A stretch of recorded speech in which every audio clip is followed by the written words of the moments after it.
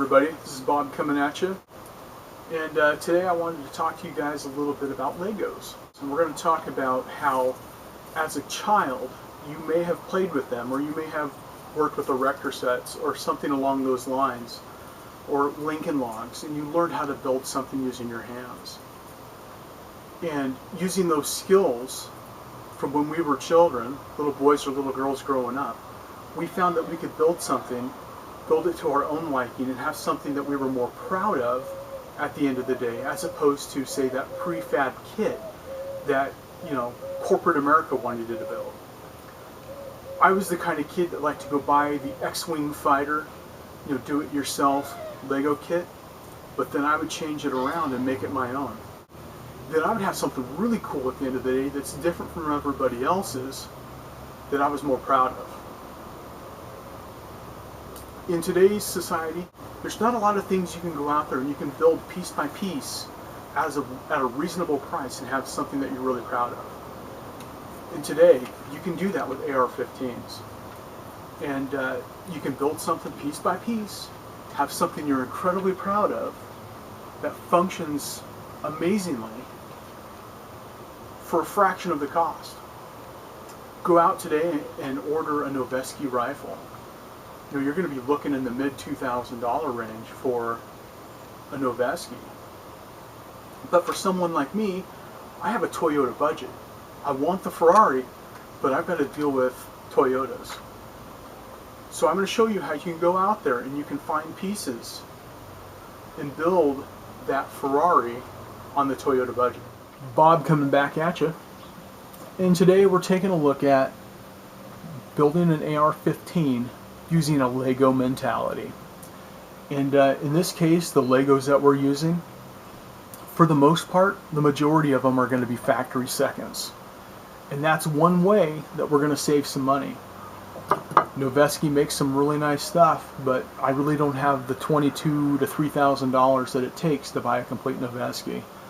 So using some factory seconds, we're going to build something that looks a lot like the Noveske, has some Noveske parts in it, but we're only going to spend about the same kind of money that, say, you could have went and bought a brand new DPMS with, or say like a Stag. And you're going to have something that's going to perform just as well, if not better. I like to build things, and with building them, I get the things that I want instead of what the factory wants us to have. In this case, we've got the Gen 2 Noveske forged lower. Something that's different about this is, it's got the trigger guard that's built into it. It's got the flared mag well on it. It's going to make that real nice for doing quick changes.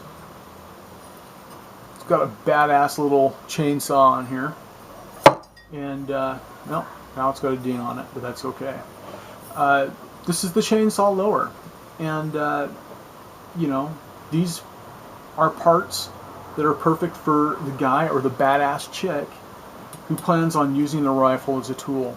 And I don't know about you, when I build something or if I buy it, especially a firearm, I intend on using it.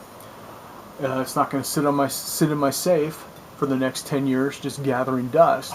I'm going to be taking this thing out to the range and using it. All of these parts, they pass, their stringent, build quality, and they pass the control process, but have very minor cosmetic blemishes. And other than having a chainsaw on the bottom of it, I'm not seeing really any blemishes on this. If anything, there might be some very, very minor discoloration, but other than that, well, there might be just a little mark right in there. But you know what? I think once we put that on, if that's the mark, it's going to be covered up by our grip anyway. This is the upper that's going to go on this build. And I was able to get this upper from Palmetto State. And again, this is a factory second. And again, there is nothing mechanically wrong with this. It just has some sort of cosmetic blemish somewhere on it. And I've been looking at this upper now for about 2 or 3 days, and I don't think I can find the blemish. Again, it might be just a little bit of discoloration here. I can't tell if that's it, or maybe it got rubbed on something when it shipped. I cannot tell. But this is a pretty sweet upper, and I was able to get this for under $400. Did not come with a charging handle or bolt, which is fine because I planned on using something different anyway. So, cool upper, factory second, awesome price. Since I was able to save a little bit of money, I splurged a little bit and I got the Rainier Arms Raptor charging handle. This is an ambi-control charging handle that's not going to twist. It's going to be very solid. If you guys have ever felt one of these in a weapon system, they feel freaking amazing. About $80 on that. Standard bolt carrier system, you know, $120. Picked it up from Rainier Arms. This is a Stag. You know, it's not, you know, a Spikes, and it's not a Bravo company, but you know, it's a great bolt. It's going to work. So got that going into it. Going to go with a standard M4 type adjustable buttstock on it. You know, depending on where you pick that up, you know, you're looking between $55 and $75 for that. And for now, we're going with the Stag lower parts kit. This wasn't my first choice, but you know, the price was okay, and I plan on sending the trigger in anyway to get a trigger job, so it's going to feel like a Geisley, or it's going to feel like a Timney when I'm done, but you know, I'm spending a fraction of the price.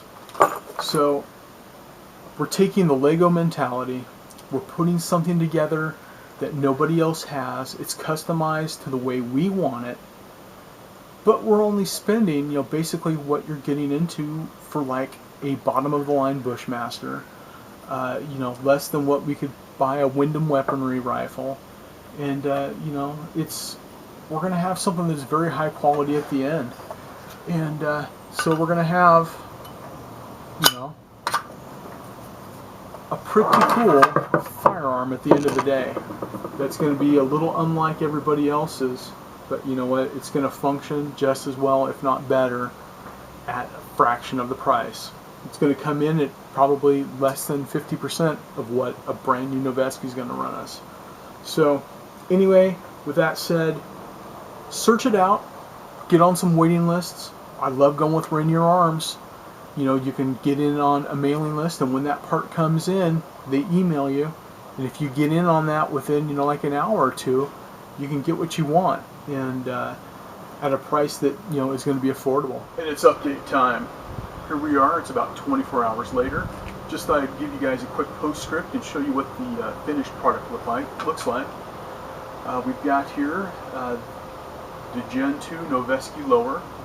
This is the chainsaw lower, so it does have a small factory blemish on it, but as far as I can tell, you know, the scratch is underneath the grip, so it's a win-win for me. But had the scratch been anywhere else on the lower, I would have had no problems with that. You know, this is a tool. It's going to be used as a tool, and it's going to get some dings and it's going to get some scratches. So it's not a safe queen. So as far as its intended purpose, this is going to be great. Same thing with the upper. Palmetto State. This is the 16-inch barrel with the mid-length profile, slim, lightweight upper, and it feels so good. I really like this upper, and I can see a couple little discolorations, you know, where your hand would go. Again, it's not an issue. You know, if you're extremely picky and you want something that's a museum grade and you want to spend the $2,500 to do it, more power to you. I just can't afford to do that. But again, with $2,500, if I'm going out and using it, it's going to get dinged up and scratched anyway, so to each their own. For the sight I have on it for right now, we've got a 6-hour sight that came with one of my SIG 5.56 rifles years ago that I never did use, so pulled that out of the parts bin today and threw that on there, and it's going to be a real nice system for this. Raptor charging handle, fully ambidextrous. fabulous, fabulous charging handle. If you've never tried one of these or never tried one of the Bravo companies, check them out. You owe it to yourself. It is worth every penny. The stock will be getting upgraded probably next month. I need to save a few more coins before I can order another Veltor so I can put on this. And I do have a couple other parts that are coming from Midway next week. I've got a different kind of selector switch that I wanted for this that hasn't come in yet. I've got a different kind of bolt catch release that I have to come in as well. It's more of a paddle tactical style. So this is it. Love the flared, bottom on this receiver. Makes for real nice mag changes. It's great. If you like working with your hands, like I do, and you want something you're going to be proud of at the end of the day that isn't like everybody else's, get out there and make your own.